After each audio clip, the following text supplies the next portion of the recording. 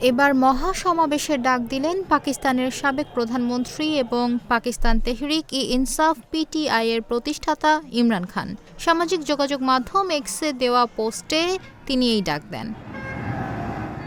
ইমরানের ঘোষণা অনুযায়ী ১৩ ডিসেম্বর পেশোয়ারে মহাসমাবেশ অনুষ্ঠিত হবে।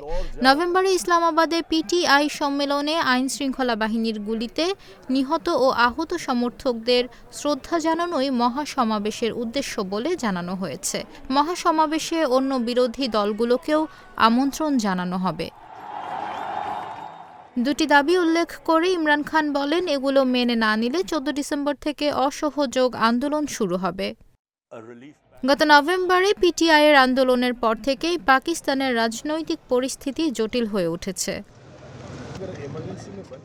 ২০২২ সালে পার্লামেন্টে অনাস্থা ভোটে হেরে প্রধানমন্ত্রীত্ব খোয়ানোর পর থেকে ইমরানের বিরুদ্ধে কয়েক ডজন মামলা হয়েছে। কিছু মামলায় সাজা হওয়ার পর গত বছর থেকে তিনি কারাবন্দী।